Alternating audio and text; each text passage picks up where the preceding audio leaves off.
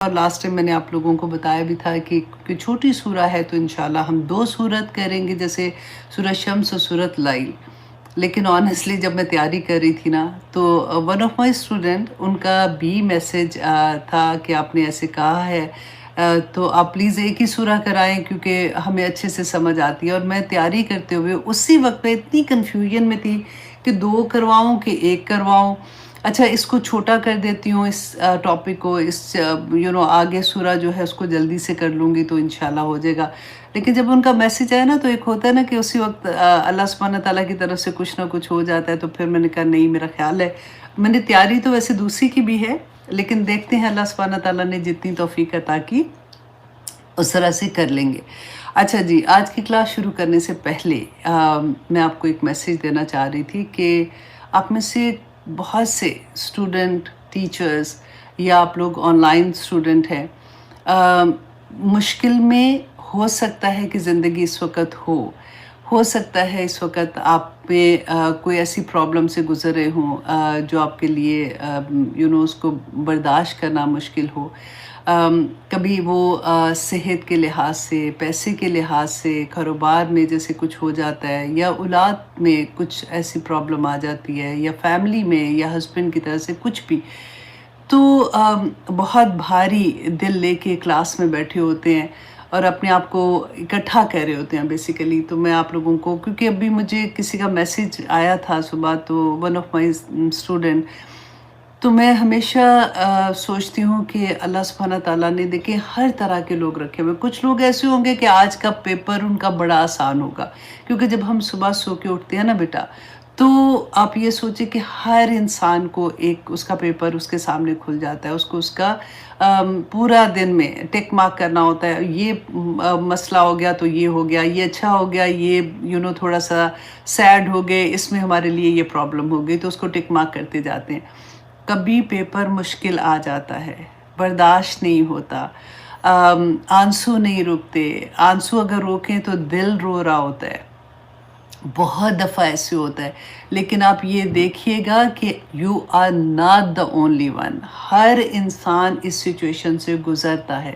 صرف پرابلم، صرف ڈفرینٹ کیا ہوتا ہے کہ کچھ لوگ ظاہر کر دیتے ہیں، کچھ لوگ ظاہر نہیں کرتے ہیں، کچھ لوگ پی جاتے ہیں اور وہ کوشش کرتے ہیں، کچھ لوگ صبر کرتے ہیں، کچھ لوگوں میں صبر کم ہوتا ہے، کچھ لوگ ایسے ہوتے ہیں جن کے اوپر اس طرح کا بڑا غم پہلی دفعہ آیا ہوتا ہے، کچھ لوگ ایسے ہوتے ہیں جن کے اوپر آ چکے ہوتے ہیں اور وہ یوز ٹو بھی ہو چکے ہوتے ہیں۔ تو دیکھیے زندگی جو ہے نا وہ خوشیوں اور غم کا ہی بیلنس کر کے ہمیں چلنا ہوتا ہے، یہی کچھ ہے۔ اللہ سبحانہ تعالیٰ نے دنیا میں جنت کا وعدہ کیا ہی نہیں ہے، اللہ سبحانہ تعالیٰ نے آزمائش میں ڈالنے کے لیے بھیجا ہے، اور آزمائش بری آزمائش نہیں ہے، اچھی بھی آزمائش ہے۔ اللہ سبحانہ تعالیٰ نے صرف یہ دیکھنے کے لیے کہ میرا بندہ جو ہے وہ جہاد کیسے کر رہا ہے اپنے نفس کے ساتھ۔ تو آج کی کلاس میں بھی انشاءاللہ ہم یہ دیکھیں گے کہ اللہ سبحانہ تعالیٰ نے ہمیں اس کا راستہ بھی بتا دیا۔ دیکھیے مشکلیں ایسی کئی دفعہ آنیسٹلی ہم سوچتے ہیں کہ اتنا سا بندہ، میں ہوں کیا، میری اوقات کیا ہے، میں اتنی اپنے آپ کو بندہ ایسے سوچتا ہے نا، اتنی چھوٹی معصوم سی چیز ہوں تو اتنا پہاڑ جتنا غم آ جاتا ہے اوپر، اتنی پہاڑ جتنی مشکلیں آ جاتی ہیں، اور سہ جاتا ہے بندہ، سہ جاتا ہے، اور پھر اس کو عادت بھی ہو جاتی ہے۔ اللہ سبحانہ تعالیٰ ہم سب پر اپنا رحم کرے، اسی لیے تو صبح اٹھتے ہی دعائیں شروع کیا کریں اللہ سبحانہ تعالیٰ سے کہ اللہم انی اعوذ بک من زوال نعمتک، کیونکہ ہر چیز، ہر رشتہ، ہر چیز آپ دیکھیں، رشتے سے لے کے کاروبار سے لے کے اراؤنڈ ہر چیز اللہ کی نعمت ہے نا۔ تو صبح مانگے اللہ سبحانہ تعالیٰ سے اللہم انی اعوذ بک من زوال نعمتک و تحول عافیتک و فجاعت نقمتک و جمیع سخطک۔ مانگے اور دل کو ایک تسلی سی ہو جاتی ہے کہ میں نے تو کہہ دیا تھا اللہ سبحانہ تعالیٰ سے، مانگ لیا تھا نا، اب اللہ سبحانہ تعالیٰ میرے لیے بہتر کریں گے۔ سیکنڈ چیز، دعائے استخارہ ضرور کر لیا کریں صبح۔ اگر اپنے رسول اللہ نے سکھایا تھا نا کہ نفل پڑھنے کے بعد کرتے ہیں، تو اگر آپ نے وہ نہیں بھی پڑھے تو صرف دعا استخارہ آپ کے پاس، ابھی تو آپ انٹرنیٹ پہ بھی کھولیں گے، آپ کے پاس دعائیں بھی ہوتی ہیں، جو بھی بک ہوتی ہے اس کے اندر بھی ہوتا ہے، تو آپ اس میں سے بھی دیکھ سکتے ہیں۔ صبح ہی اللہ کے حوالے کر دیا کرے اپنے آپ کو، کہ اللہ سبحانہ تعالیٰ میں نے اپنا ہر معاملہ آپ کے حوالے کر دیا، اب جو فیصلہ آپ میرے لیے بہتر سمجھتے ہیں نا، مجھے اس پہ راضی رکھیے گا، تو زندگی آسان ہو جاتی ہے۔ لیکن ایک میں بات بتا دوں کہ ہر انسان اسی طرح کی کسی نہ کسی سچویشن سے آج نہیں تو کل گزر چکا ہے، کل گزر چکا ہے نا تو اس سے پہلے گزر چکا ہے، تو یہ سارا کچھ ہوتا رہتا ہے۔ اس لیے اپنے آپ کو مضبوط رکھ کے اللہ سبحانہ تعالیٰ سے مدد مانگ کے، کیونکہ مدد مانگے بغیر کچھ ہونا کوئی نہیں ہے نا، کرنا تو اللہ کی ذات نے۔ تو انشاءاللہ جی میں نے سوچا کہ میں یہ بات پہلے سے بتا دوں، کیونکہ آج کی کلاس میں بھی انشاءاللہ ہم اسی کے بارے میں پڑھیں گے اور سیکھیں گے بھی، اور کوشش کریں گے کہ کیسے ہم نے اپنی زندگی میں بہترین چیزوں کو لے کے آنا ہے۔ سب سے پہلے ہم حدیث سے شروع کرتے ہیں۔ مسند احمد کی حدیث ہے 8790۔ اچھا، اس حدیث میں آپ یہ دیکھیں گا کہ رسول اللہ، کیونکہ ہم اتنا درود شریف آج کل پڑھ بھی رہے ہوتے ہیں، ایک ہوتا ہے نا کہ ایک ٹائم ایسا آتا ہے، کیونکہ ہمیں پتہ ہوتا ہے کہ اچھا جی رسول اللہ صلی اللہ علیہ وسلم اس مہینے میں پیدا ہوئے تھے، تو اور بھی دل چاہتا ہے کہ ہم کیا کریں، تو ہم کیسے ان کو تحفہ بھیجیں۔ یوزلی عادت ہوتی ہے پڑھنے کی، لیکن اس مہینے میں اور زیادہ دل ہوتا ہے پڑھنے کا۔ تو میں ہمیشہ یہ سوچتی ہوں کہ دیکھیں کہ ہمیں یہ پتہ ہے نا، آج کی حدیث میں بھی انشاءاللہ ہم دیکھتے ہیں کہ ہمارا جو بھی ہم درود پڑھتے ہیں نا، رسول اللہ صلی اللہ علیہ وسلم کے پاس وہ پیش کیا جاتا ہے۔ اب پہلے چلے حدیث دیکھتے ہیں، پھر انشاءاللہ اس کے بارے میں بات کرتے ہیں کہ حضرت ابو ہریرہ رضی اللہ عنہ بیان کرتے ہیں کہ رسول اللہ صلی اللہ علیہ وسلم نے فرمایا کہ میری قبر کو جشن منانے کی جگہ نہ بنانا۔ رسول اللہ صلی اللہ علیہ وسلم کو اتنی فکر ہوتی تھی کہ کہیں میری امت میرے بعد وہ چیزیں نہ کر لے جو پہلی امتوں نے کیا تھا، وہ قبروں کی پوجا کرنا نہ شروع کر دیں۔ قبروں کی پوجا کیا ہوتی ہے کہ قبروں پہ جا کے منتیں مانگنا شروع ہو جاتے ہیں، پھر وہ سمجھتے ہیں کہ یہ قبر والا جو ہے وہ اگر کرے گا تو پھر ہی ہوگا، تو یہ ساری، تو رسول اللہ صلی اللہ علیہ وسلم نے شروع سے ہی سمجھا دیا کہ دیکھو ایسا نہ کرنا۔ اب دیکھیے، ہم دیکھتے ہیں نا کہ رسول اللہ صلی اللہ علیہ وسلم کا جو قبر مبارک ہے وہ مسجد نبوی کے اندر ہے، کیونکہ وہ کچھ احادیث میں ہم پڑھیں گے انشاءاللہ، نیکسٹ ٹائم میں وہ بھی آپ کے سامنے رکھوں گی کہ قبروں کو عبادت کی جگہ نہ بنانا۔ تو ہمارے ذہن میں یہ آتا ہے کہ ہم جب جاتے ہیں مسجد نبوی میں تو وہ تو مسجد بھی ہے اور وہاں پہ یہ تو، کیونکہ مسجد پہلے چھوٹی تھی، مسجد علیحدہ تھی، اور رسول اللہ صلی اللہ علیہ وسلم حضرت عائشہ رضی اللہ عنہا کے حجرے میں ان کو دفن کیا تھا نا، تو اس وجہ سے وہ جب مسجد ایکسپینڈ کرنے کا وقت آیا تھا، ایسا ایسا مسجد بڑی ہوتی گئی، تو اس سائڈ پہ وہ چیز جو ہے وہ مسجد کے اندر آ گئی تھی۔ لیکن رسول اللہ صلی اللہ علیہ وسلم نے خاص طور پہ بار بار یہ فرمایا کہ میری قبر کو جشن منانے کی جگہ نہ بنانا۔ دوسرا کیا تھا؟ تو اچھا، اگر جشن منانے کی جگہ وہاں نہیں بنانی تو کیا دوسروں کی قبروں کو جشن منانے کی جگہ بنا سکتے ہیں؟ آپ دیکھیں ذرا کہ کیسے ہوتا ہے کہ جی عرس ہو رہا ہے اور پھر ڈھول ہوتے ہیں، پھر دمال ہوتی ہے، پھر وہ اب تو کیونکہ میڈیا اتنا بڑا ہو گیا نا کہ پکچرز پوری ویڈیوز آ جاتی ہیں، اور دیکھ کے بندہ شرمندہ ہو جاتا ہے کہ ہائے یہ کیا ہو رہا ہے، مطلب مسلمان آپس میں ایک دوسرے کے ساتھ شرمندہ ہونا شروع ہو جاتے ہیں۔ اور آج کی نسل، کیونکہ بچے بڑے تیز ہیں اس معاملے میں، وہ فوراً کویسچن پوچھنا شروع ہو جاتے ہیں کہ آپ تو یہ بتاتے تھے، آپ تو کہتے ہیں کہ فلاں مذہب میں ایسے ہوتا ہے، تو یہ مذہب ان کے رسم و رواج جو ہوتے ہیں، تو اب یہ دیکھیں یہ کیا ہو رہا ہے، تو بندہ شرمندہ ہی ہوا جاتا ہے۔ اب پھر رسول اللہ صلی اللہ علیہ وسلم نے فرمایا کہ دیکھو، اپنے گھروں کو قبرستان نہ بنانا۔ وہ کیسے فرمایا تھا؟ کیونکہ رسول اللہ صلی اللہ علیہ وسلم جو مسجد میں تھے نا، وہ نماز جو فرض نماز پڑھتے تھے، سنت و نوافل جو ہے وہ گھر میں پڑھتے تھے، تو اس لیے رسول اللہ صلی اللہ علیہ وسلم نے فرمایا کہ گھروں کو، جس گھروں میں دیکھیں نماز نہیں پڑھی جاتی نا، وہ قبرستان ہوتے ہیں، تو اپنے گھروں کو قبرستان نہ بنانا۔ اور جہاں کہیں بھی تم ہو مجھ پر درود پڑھتے رہنا، جہاں کہیں بھی تم ہو مجھ پہ درود پڑھتے رہنا، کیونکہ تمہارا درود مجھ تک پہنچتا ہے۔ اب یہ نہیں رسول اللہ صلی اللہ علیہ وسلم نے کہہ سکتے تھے نا کہ مجھ پہ درود پڑھتے رہنا، میں ادھر آ جاؤں گا، میں ادھر حاضر ہوں گا، میں خود تمہارا درود سنوں گا، ایسا تو نہیں کہا نا، پہنچتا ہے۔ اللہ سبحانہ تعالیٰ نے اس دنیا میں کچھ فرشتے صرف اس لیے رکھے ہیں کہ جب ہم درود شریف پڑھتے ہیں نا تو وہ ہمارا درود رسول اللہ صلی اللہ علیہ وسلم کو پیش کرتے ہیں اور رسول اللہ اس کا جواب بھی دیتے ہیں۔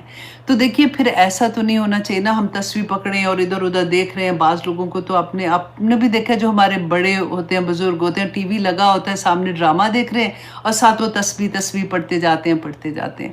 اب دیکھیں ہمارا ایک ایک درود بھی رسول اللہ صلی اللہ علیہ وسلم کے سامنے پیش ہوتا ہے، تو ہمیں کیسے پڑھنا چاہیے؟ پورے دل کی حضوری کے ساتھ پڑھنا چاہیے، پورے اس یقین کے ساتھ کہ رسول اللہ صلی اللہ علیہ وسلم اس کا جواب دے رہے ہیں۔ بہت پیاری حدیث ہوتی ہیں۔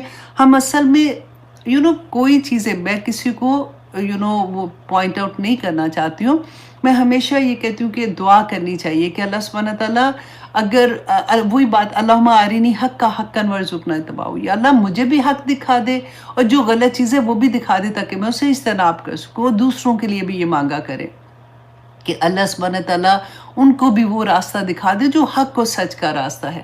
کیونکہ جو بھی ایسا کام کرتا ہے نا وہ کرتا محبت میں ہے، محبت میں۔ ہمیں پتہ ہے عادت ہو گئی ہوئی ہے، ہم انسان ہیں نا، ہم کبھی وہ کہتے ہیں نا کہ اللہ کے حق کبھی خامند کو دے دیتے ہیں، کبھی ماں باپ کو دے دیتے ہیں، کبھی اولاد کو دے دیتے ہیں۔ ہمیں عادت ہے کہ محبت کو بند نہیں باندھتے ہیں۔ محبت وہ کہتے ہیں نا کہ تم مومن ہی نہیں ہو سکتے جب تک تم اللہ سبحانہ تعالیٰ اور رسول اللہ صلی اللہ علیہ وسلم سے ہر رشتے سے زیادہ محبت نہ کرو، تو وہ ہماری سمجھ سے بعض چیزیں ہو جاتی ہیں، تو ہمیں عادت پڑ جاتی ہے کہ ہم چھلانگ لگا کے نا اپنی حدود سے باہر نکل جاتے ہیں، اور محبت میں ہم سوچتے ہیں تو کیا ہم کیا غلط کر رہے ہیں۔ تو ایسا ہی یہ تھاٹ جب آتی ہے نا پھر بندہ بڑا تو پچھلی قوموں کے قصے جو رسول اللہ صلی اللہ علیہ وسلم نے ہمیں سنائے تھے، جو قرآن میں تھے، وہ اسی طرح سے تھا، وہ غلوب ہی تھا۔ وہ کبھی محبت میں غلوب تھا، کبھی جیسے وہ بت بناتے تھے تو وہ اپنے جو ان کے بزرگ تھے نا، بزرگوں نے تو نہیں کہا تھا ان کو، اس کے بعد ان کی محبت میں ہی انہوں نے بنائے تھے اور ان کے پاس بیٹھ کے دعائیں کرتے تھے اور ان سے وہ منتیں مانگتے تھے۔ اور آج کل آپ دیکھ لیجئے ہمارے کلچر میں کیا ہوتا ہے، ناٹ ایوری ون، لیکن آپ زیادہ تر آپ دیکھیں، اور پھر اگر آپ ان کو کچھ سمجھائیں گے تو گلا کاٹنے تک آ جائیں گے کہ کیسے تم نے مجھے اتنی بڑی بات کہہ دی ہے۔ تو اللہ سبحانہ تعالیٰ ہمیں سب کو توفیق عطا کرے کہ ہم جس جگہ پہ اللہ سبحانہ تعالیٰ نے ہمیں جس چیز کو رکھنے کی کہا ہے ہم وہاں پہ رکھ سکیں انشاءاللہ۔ اچھا جی، اب دوسری بات کہ آپ نے کبھی یہ سوچا ہے کہ فرشتے میرے اوپر آپ کے اوپر درود بھیجتے ہیں؟ اپنے نام کے ساتھ ذرا سوچیں، اتنی بڑی بات لگتی ہے کہ کیا فرشتے میرے اوپر درود بھیجیں گے؟ کیسے؟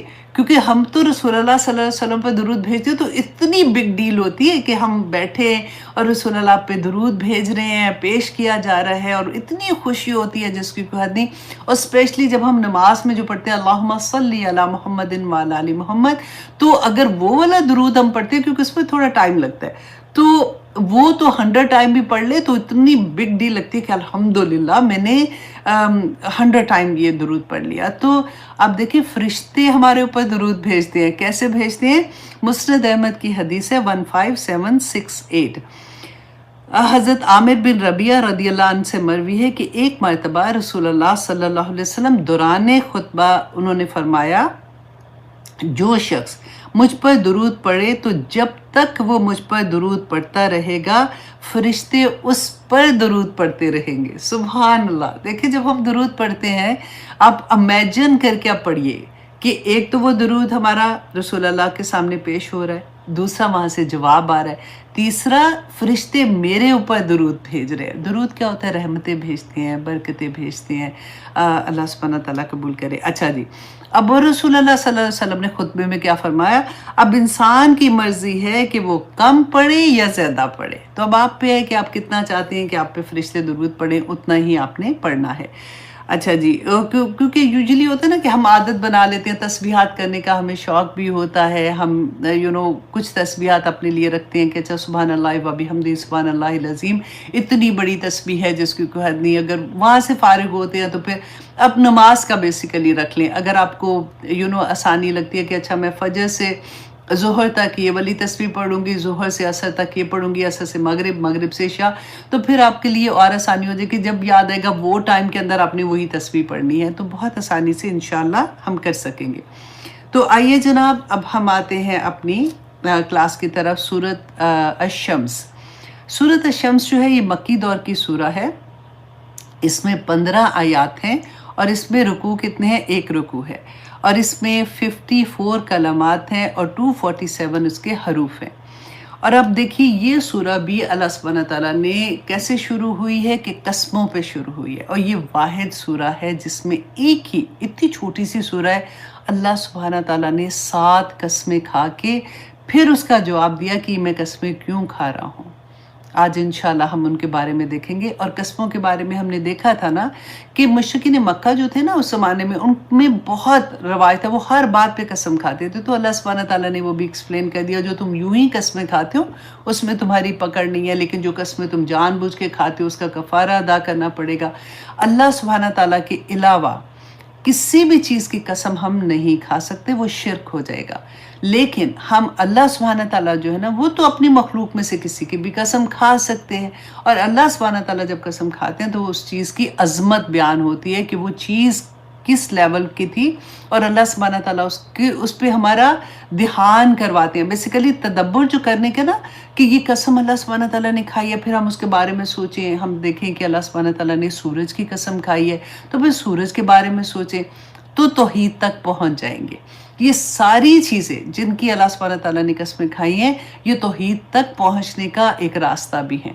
तो अल्लाह सुब्हानहू व तआला ने फरमाया, आऊज़ु बिल्लाहि मिनश शैतानिर रजीम, बिस्मिल्लाहिर रहमानिर रहीम, वश्शम्सी वदुहाहा। कसम है सूरज की और उसकी धूप की। अब यहाँ पे देखिए, सबसे पहले तो सूरज की कसम अल्लाह सुब्हानहू व तआला ने उठाई, यहाँ पे कही। अब सूरज अगर दुनिया में ना हो, इस ज़मीन पे ना हो, तो ज़िंदगी ही ना हो। इतना बड़ा सूरज का एक निज़ाम यहाँ पे चल रहा है इस कायनात में, कि अगर सूरज ना हो तो आप देखिए हमारी फसलें, जो सूरज की हरारत है, तो हमारी फसलें जो पकती हैं, जो हमारे फलों में फल पकते हैं, अनाज पकते हैं, और सारे का सारा जो सिस्टम चल रहा है वो सारे का सारा सूरज की रोशनी से चलता है। और इसके अलावा अगर सूरज थोड़ा सा भी अपनी जिस लेवल पे ना थोड़ा सा नीचे हो, तो सारी ज़मीन पे जितने फसलें हैं, इंसान है, सब कुछ जल के राख हो जाए। ये अल्लाह सुब्हानहू व तआला का इतना बड़ा करम है कि अल्लाह सुब्हानहू व तआला ने जब इंसान को इस दुनिया में भेजा ना, तो दुनिया को, इस ज़मीन को कैसे उसके लिए तैयार किया, उसके रहने के लिए, कि सूरज की रोशनी में किस तरह से दिन की रोशनी होती है। और दुहा। अब देखिए, अच्छा इससे पहले मैं आपको बताऊं कि अक्सर लोगों ने जैसे न्यूमेरिकल नंबर के हिसाब से नहीं देखते कि अच्छा वो कुरान का इजाज़ जैसे कहना चाहिए, कि उनको शौक़ होता है कि अच्छा इस सूरा में ये चीज़ें हैं, तो अच्छा अल्लाह सुब्हानहू व तआला ने इसलिए फरमाया होगा। तो मैं ये पढ़ रही थी कि उन्होंने कहा कि अरबी ज़ुबान में हाइड्रोजन जो है ना, हाइड्रोजन का जो सिंबल है वो H होता है। जैसे सूरज जो है ना वो 92% हाइड्रोजन है और सिर्फ 8% उसके अंदर हीलियम है। तो हाइड्रोजन जो है उसका सिंबल H होता है। तो अरबी ज़ुबान में H को हा कहते हैं, वो जो 2 आंखों वाली हा होती है ना, वो वाली हा। तो उसमें उन्होंने कहा कि देखिए इस सूरा में हर आया का जो आखिरी जहाँ पे ख़त्म होती है वो हा पे ख़त्म होती है। अच्छा, दूसरा उन्होंने कहा कि अच्छा ये सूरज जो है ये 91 नंबर पे है, और जो सूरज है ना उसको उन्होंने कहा कि साइंस कहती है कि सूरज इस ज़मीन के बनने के 91 मिलियन ईयर्स के बाद बना था। तो उन्होंने वो एक उसके साथ अटैच किया। दूसरा उन्होंने कहा सूरज और ज़मीन के दरमियान कम तरीन फासला जो है ना वो 91.5 मिलियन माइल्स बनता है। तो इसलिए उन्होंने वो 91 को उसके साथ कहा। और इसके अलावा सूरज और ज़मीन का जो एवरेज डिस्टेंस है वो 15 करोड़ किलोमीटर है। तो इस सूरह की आयत भी 15 है। तो मैंने कहा चलो मुझे मज़ा आ रहा था इसको पढ़ने का, मैंने कहा आप लोगों के साथ भी इसको शेयर करती हूँ। अच्छा जी, अब सेकंड में अब देखिए कि अल्लाह सुब्हानहू व तआला ने कसम किसकी खाई, व दुहाहा की, उस सूरज की गर्मी की कसम। अब आप लोग काफ़ी फेमिलियर हैं इस लफ्ज़ से, जिसे सलातो दुहा हम पढ़ते हैं ना। अब देखिए कि सलात दुहा का मैं आपको थोड़ा-सा यहाँ पे एक्सप्लेन कर दूँ, अब ये लफ्ज़ आया है। तो जैसे फ़जर की नमाज़ जब हम सूरज तुलू होता है तो फिर फ़जर की नमाज़ नहीं पढ़ सकते ना, उसके 15 मिनट के बाद इशराक की नमाज़ होती है।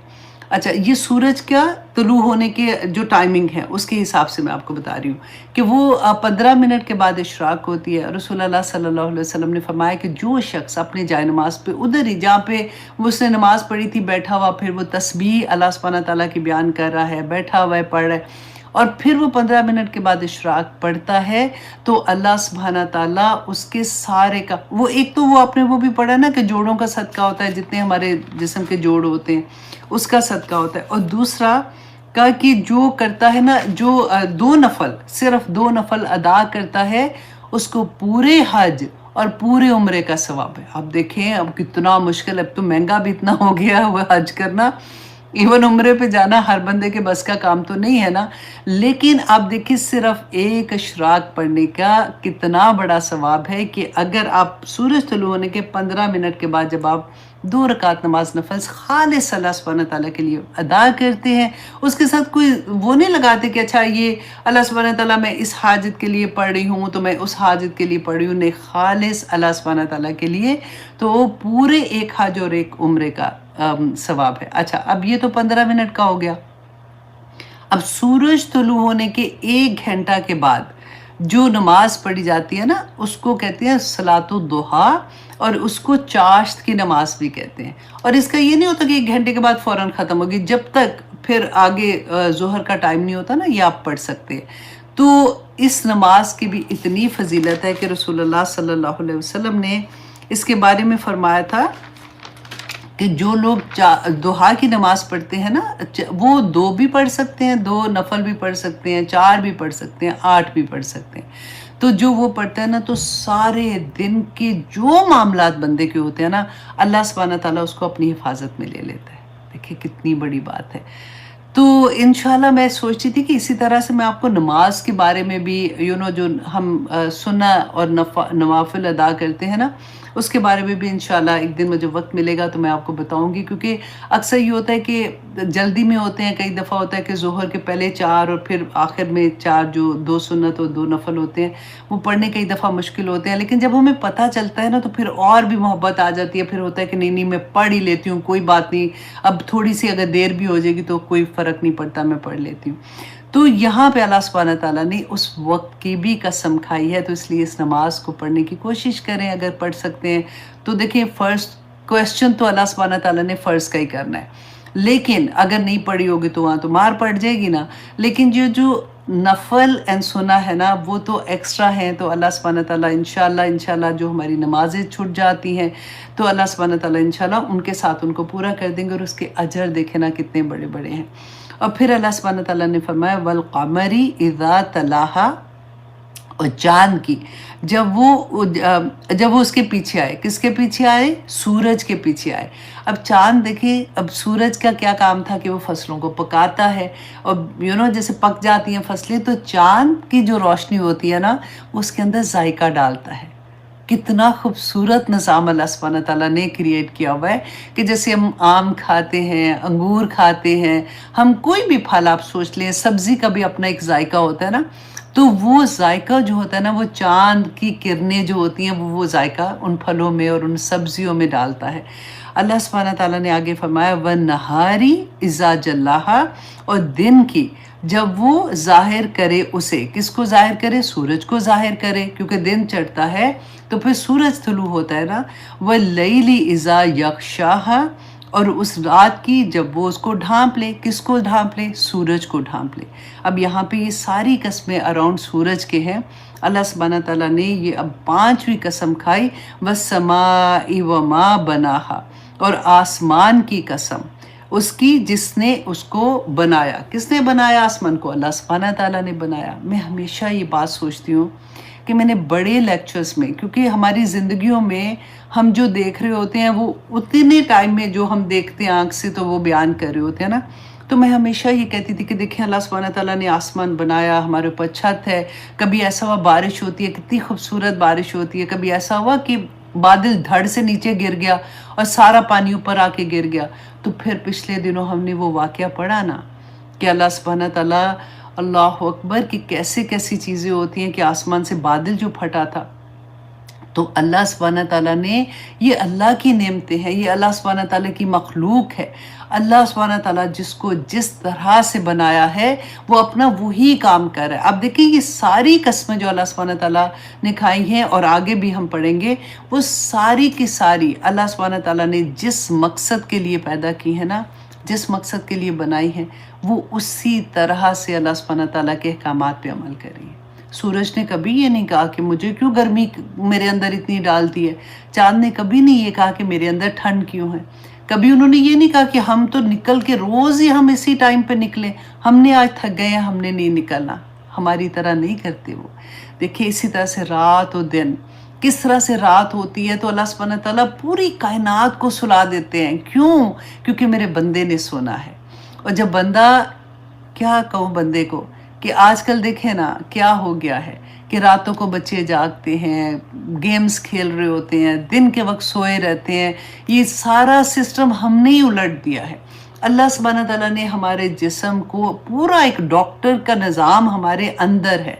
जब हम सोते हैं तो हमारे सारे सेल्स रीजनरेट होते हैं, कई दफ़ा लफ्ज़ से ज़ुबान से हो जाते हैं, तो हमारे नए सेल्स पैदा होना शुरू हो जाते हैं और सुबह तक वो सारे सेल जो होते हैं वो हमारी जिस्म से खारिज हो जाते हैं। इंसान है क्या? देखिए हमारा जिस्म जो अल्लाह सुब्हाना तआला ने बनाया है ना, उसके साथ हमारी एक रूह है।